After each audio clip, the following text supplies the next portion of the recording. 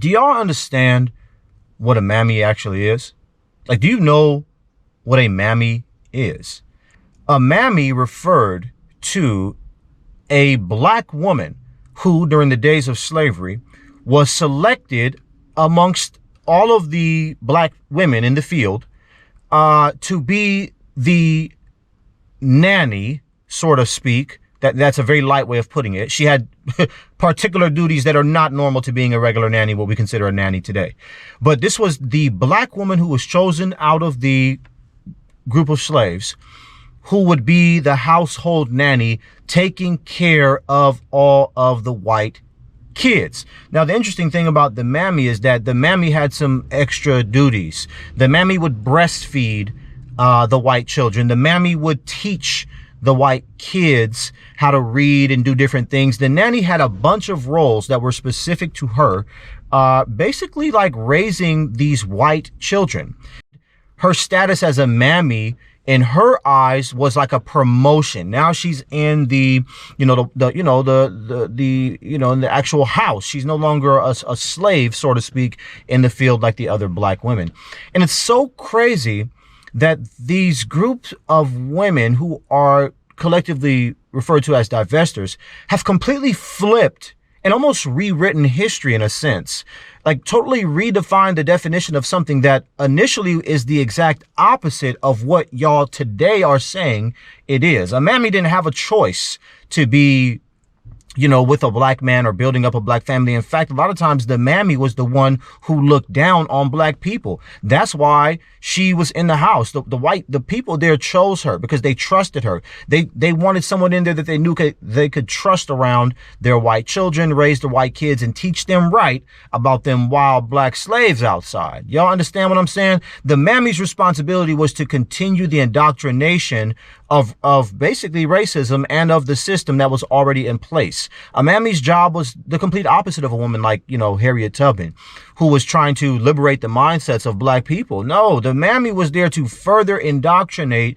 not just black people, but also white children into the system. They were being groomed into this system of understanding that these blacks are our servants, okay? And the mammy was she was the physical representation, like the spokesperson and the physical representation of that ideology in the life of young white children. This is the actual history. This is the actual truth of what a mammy is. So the next time y'all hear a divester talking about mammies are black women who aren't ready to divest and everything like that, you make sure you guys, I'm not saying share this video with them. If you want to, that's great. But make sure that they speak accurately according to history. Okay, don't let them run around here teaching these lies and telling these lies, man. Now, I want to say two things that I'm out of here for real. This ain't me trying to tell black women or any type of way trying to discourage black women from dating white men and you have a problem. No, I don't have no problem with that. But what I do have a problem with is these lies and these false narratives that's being spun around. And you should too. You should have a problem with it as well too. That's why I said it's not me who's deceived. And it's these delusions. And it's crazy that, for someone to have a certain ideology and that ideology be based in delusion, that ideology be rooted in racism and the belief that black men are a monolith, all of these other weird beliefs, you guys have to understand that, long story short, y'all are under the influence of the devil. The devil have your mind deceived. There's no other way of putting it. You have been deceived. And, here's the thing. Dating a black man does not equate to struggle.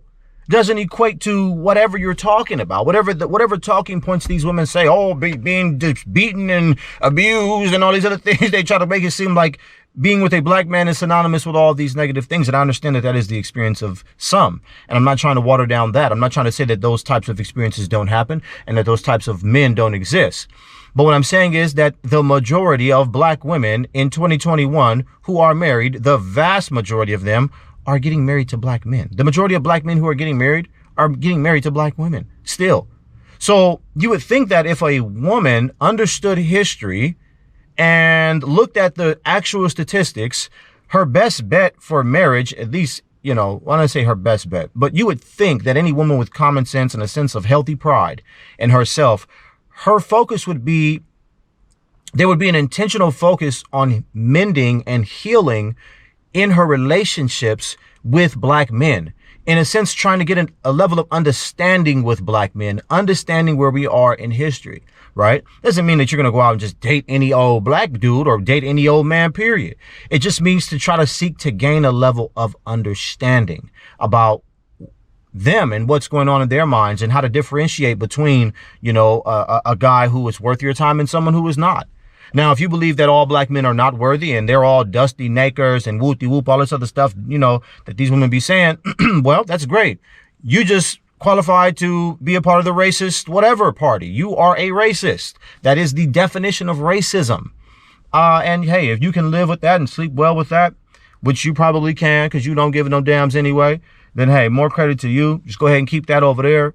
You know what I'm saying? Because now basically you become the enemy, you know, in a sense, like you're fighting. You are on the side of the enemy, fighting against us as the enemy. So we don't have no way to interpret you, but other than the enemy. You are part of the problem rather than being someone who is constructive to the solution. The last thing I'm going to say for real before I get out of here is this. You know, I don't think there's very few black people in America right now, black men included, who I believe would say that we're content with the current situation that we personally are in or that we as a people are personally in. But the fact that we're not content with those two things doesn't mean that we're going to give up. It doesn't mean that we're going to just say, oh, well, screw it. Let me just go find whatever. I'm just going to go do whatever. No, we are going to, you know what I'm saying, put our foot down and fight for our existence. What else are you going to do? Like, what are you talking about? Like, excuse me, I have the hiccups. But if you are somebody who is not satisfied with the current condition of black America, then do something about it. Don't just sit there and complain and, oh, it's a wrap and it's over and all this anxiety and worry. And I get it. Women are built, a lot of women are built differently than men. Excuse me. And some men ain't built like men. I understand that as well, too. Like, you know, not everybody is strong like that. And I understand that.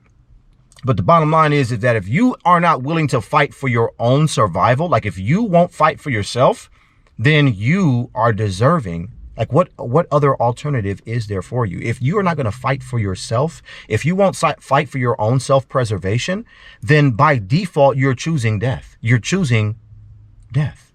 And what does that look like? Like, you need to ask yourself that question. Like, it's just logical. Like, it's not even like rocket science, nothing crazy. It's just common sense, man. And, you know, that's why I said I'm trying to help some of y'all. Like, you know, rather than be so caught up in your anxiety, your fears and your worries and everything else that y'all be feeling, your emotions, and getting so easily triggered by negative stories about certain black men and certain black women and all this other crap, you need to be worried about yourself. And guess what?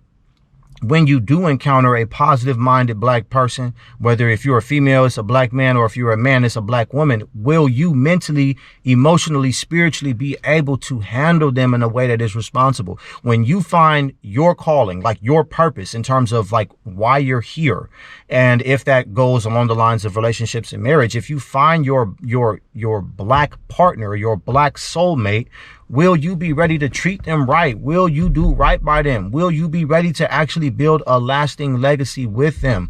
Or are you going to have your mind, or are you going to be so focused on negativity that you scare that person away, or that you just make that person not even want to deal with you because you got too much negativity going on in your mind, you know, and all this other stuff, you know, and this ain't just for women. This applies to men as well, you know? So, hey, I just wanted to give you guys my thoughts on this particular topic of discussion. You know, y'all can't be caught up in these delusions. And this is what I don't want y'all to be, is caught up in delusion.